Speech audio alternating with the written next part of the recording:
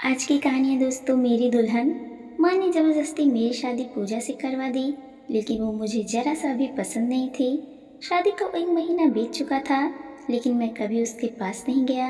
मैं पलंग पर सोता था और वो अपना बिस्तर नीचे लगाकर ज़मीन पर सोती थी।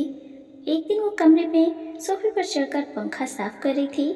अचानक उसका पैर फिसल गया और वो सीधा मुझसे टकरा कर नीचे गिर गई। मुझे इतना गुस्सा आया कि मैंने बिना कुछ सोचे समझे उसका हाथ पकड़कर उसे कमरे से बाहर निकाल दिया। दरअसल कुछ दिन पहले मेरे पिताजी माँ को लेकर अपने दोस्त की बेटी की शादी में गए। शादी गांव में थी। मैं शुरू से ही शहर में रहा हूँ।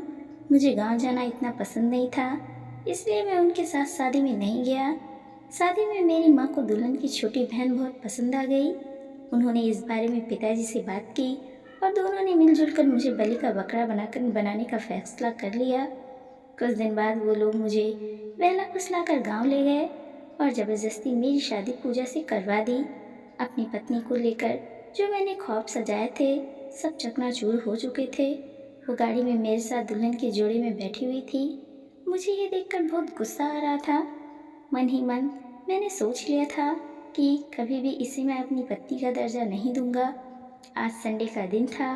हर संडे मैं अपने दोस्तों के साथ क्रिकेट खेलने जाया करता था। जैसे ही मैं नहाकर बाहर आया, चाय का कप और नाश्ता टेबल पर रखा हुआ था। मैं हैरान था कि इसे कैसे पता चला कि मुझे अब नाश्ता करना है। खैर, माँ ने बताया होगा। ये सोचकर मैं वहाँ से चला गया। अब हर दिन मेरी अलमारी में कपड़े प्रेस किए हुए मिलते और मेरी चीज़ें भी अपने सही ठिकाने पर होती। एक अच्छी पत्नी और बहू के वो सारे फर्ज बहुत अच्छे से निभा रही थी, लेकिन मैं फिर भी उसे स्वीकार नहीं कर पा रहा था। पूजा में एक अच्छी पत्नी और बहू होने के सारे गुण थे, लेकिन मैं हमेशा से ही एक पढ़ी लिखी मॉडल लड़की को अपनी बीवी के रूप में देखना चाहता था। वो अचानक मेरी ज़िंदगी में ज़बरदस्ती शामिल कर दी गई। दोपहर में थका हारा मैं घर आया और आते ही बाहर सोफे पर लेट गया और टीवी देखने लगा। अचानक मेरी नज़र हमारे कमरे की तरफ गई। वो कमरे में लगे पर्दे के पीछे मुझसे छिपकर देख रही थी, लेकिन मुझे देखकर वो घबरा कर पर्दे के पीछे छुप गई। मुझे थोड़ा अजीब लगा। अगले दिन सुबह मैं नहाकर निकला तो देखा मैंने जो शर्ट बाहर पहनने के लिए निकाली थी, वो उसे आंखें बंद करके गले से लगाए खड़ी थी। मुझे अचानक यूँ देखकर वो हड़बड़ाहट कर वहाँ से चली गई। ये क्या कर रही थी मेरे कपड़ों के साथ? उसकी कुछ बातें सचमुच मेरे समझ से बाहर थीं। शाम को मैं ऑफिस से आया तो वो रसोई में काम कर रही थी। मैं रसोई में पानी पीने गया। जैसे ही उसके पास से गुजरा तो उसके शरीर से मेरे परफ्यूम की खुशबू आ रही थी। इसने मेरा परफ्यूम लगाया है, ये सोचकर मुझे हंसी आ गई और मैंने उससे कहा, ये आदमियों का परफ्यूम है, लड़कियों का अलग होता है। वो शर्मा कर वहाँ से भाग गई, जैसे उसकी चोरी पकड़ ली गई हो। आज शाम को ही मेरे सर में बहुत दर्द हो रहा था। मैंने उससे 1 कप चाय लाने को कहा। चाय देकर वो वहीं खड़ी हो गई और लगातार मुझे देखे जा रही थी। मुझे थोड़ा अजीब लगा। क्या हुआ, कुछ कहना चाहती हो? वो बोली, मुझे मार्केट से अपने लिए कुछ सामान लाना है, क्या आप साथ चलेंगे? शादी के बाद आज पहली बार उसने मुझे कहीं साथ चलने के लिए कहा था। मैंने जेब से पैसे निकालकर टेबल पर रख दिए और बोला, मेरे सर में दर्द है, तुम्हें जो लेना है माँ के साथ जाकर ले आओ। उसने चुपचाप वो पैसे उठाए और वहाँ से चली गई। कुछ देर पहले तक उसका खिला हुआ चेहरा मुरझा सा गया था। मेरी वही सोफे पर ही आंखें लग गई। कुछ देर बाद जब नींद खुली तो शाम हो चुकी थी। घर पर कोई नहीं था। वो माँ के साथ बाजार गई हुई थी। कुछ देर बाद वो लोग घर लौटे। उसने नीले रंग का सूट पहना हुआ था। खुले बाल, माथे पर बिंदी, उसकी खूबसूरती में 4 चांद लगा रहे थे। कुछ पल के लिए मेरी नज़रें उसके चेहरे से हटी नहीं रही थी। आखिर खूबसूरती किसे पसंद नहीं होती, लेकिन वो कम पढ़ी लिखी लड़की और मैं शहर का इतना बड़ा कंपनी में काम करने वाला लड़का, मेरा और उसका क्या मेल था? खूबसूरती ही तो बस कुछ नहीं होती। जिंदगी जीने के लिए अपने साथी की सोच भी आपसे मिलनी चाहिए। सामान कमरे में रखकर वो रसोई में गई। मेरे साथ चलने से मना कर दिया था, इसलिए उसके चेहरे पर उदासी साफ झलक रही थी। मैं भी पागल हूँ क्या? जरूरत थी मना करने की? अगर साथ चला जाता तो बेचारी खुश हो जाती। मैं मन में सोच रहा था। पता नहीं क्यों मेरा मन फिर से उसे देखने को कर रहा था। मैंने उसे चाय के लिए आवाज़ लगाई। कुछ देर बाद वो चाय लेकर बाहर आई, लेकिन इस बार उसने मेरी तरफ एक बार भी नहीं देखा और चाय मेज पर रखकर बिना कुछ बोले अंदर चली गई। मुझे उसका यूँ मुझे ग्रहण करना अच्छा नहीं लगा। अगले दिन सुबह ही हर रोज की तरह उसने मेरे कपड़े निकाल कर बेड पर रखे हुए थे। आज घर में बहुत शांति थी, वरना हर रोज़ उसकी बेतुकी बातें चलती ही रहती थी। कई बार मैं उसे ज़्यादा बोलने पर डांट भी दिया करता, लेकिन वो कभी मेरी बात का बुरा नहीं मानती। आज मैं समझ रहा था कि वो मेरे कल की बात से नाराज़ है। नाश्ता टेबल पर लगाकर वो फिर से रसोई में चली गई और जब तक बाहर नहीं आई तब तक मैं वहाँ से चला नहीं गया। हर रोज़ की तरह वो मुझे गाड़ी तक छूने भी नहीं आई। ऑफिस में भी मेरा किसी काम में मन नहीं लग रहा था। वो मेरे भरोसे ही अपना सब कुछ छोड़ कर आई है।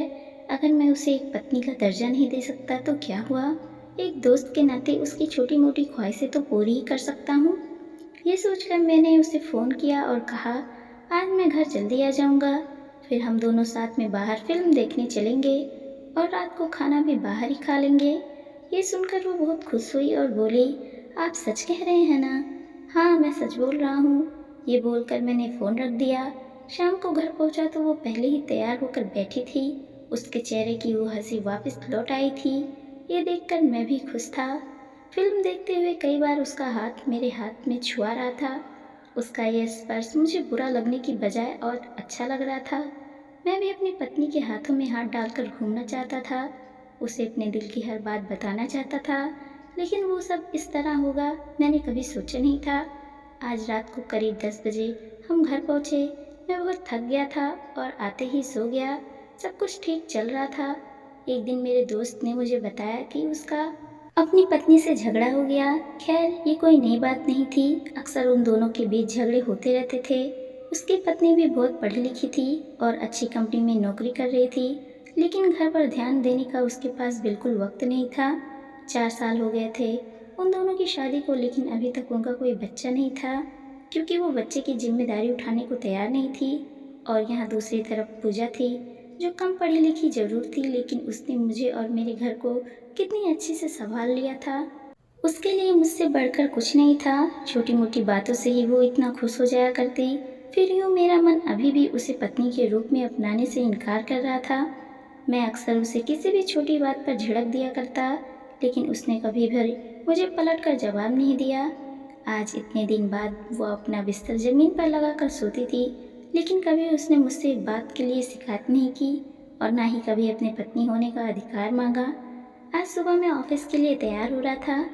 न जाने उसे क्या सूझी कि टेबल पर चढ़कर पंखा साफ करने लगी। अचानक उसका पैर फिसल गया और वो मुझसे टकरा कर नीचे गिर गई। ये देखकर मुझे बहुत गुस्सा आया और मैंने उस पर चिल्ला दिया, क्या ज़रूरत थी तुम्हें ये सब करने की? घर के सब नौकर मर गए हैं क्या?